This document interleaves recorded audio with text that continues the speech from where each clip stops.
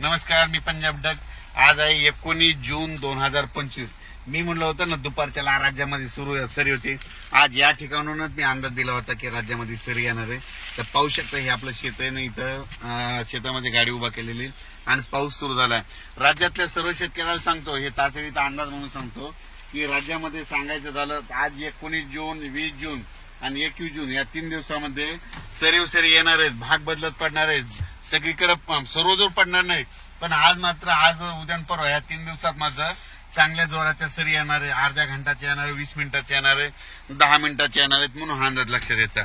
सांगायचं झालं तर जिल्ह्यावाईज सांगतो तुम्हाला.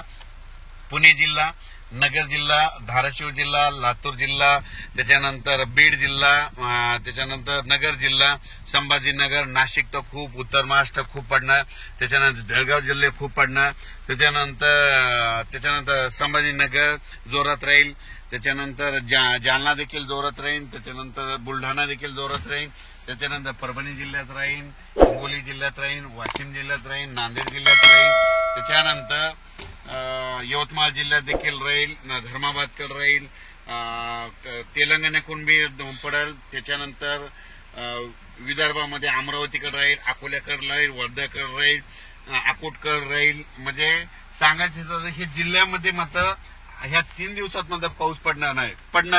पण सगळीकडे असं तुम्ही समजा एखादा जिल्हा असतात, सगळ्या संपूर्ण जिल्ह्यात नाही पडणार. उदाहरण सांगतो, आमच्या परभणी जिल्ह्यात जवळपास 800 गाव आहेत. तर त्या 800 गावाला नाही, पण ह्या 3 दिवसात मात्र 70% गावामध्ये, 50-70% गावामध्ये पाऊस पडेल. म्हणून हे लक्षात येतं. म्हणजे काय झालं, अंदाज सांगत असताना हे म्हणजे अंदाज जे सांगितलेला तो जिल्ह्याचा अंदाज दिलेला असतो. म्हणून सर्वांनी समजून घ्यावे. कारण की काय झालं, पाऊस सांगितलं की सर्वांना वाटतं आमच्या गावाला यावं, पण पाऊसच सांगितलंय भाग बदलत पडणार आहे. म्हणून सर्व शेतकऱ्यांनी हा अंदाज लक्षात द्यायचा.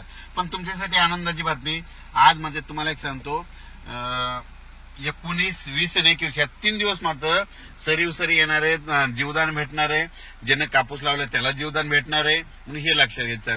अचानक वातावरणात बदल झाला तर लगेच एक मेसेज दिला जाईल. आणि राज्यामध्ये आता वारं जे सुटलेलं आहे ते काय होणार आहे, 24च्या नंतर बंद होणार आहे, 25 पासून बंद होणार आहे. आणि पाहू शकतात हे दुपारचे 12 वाजून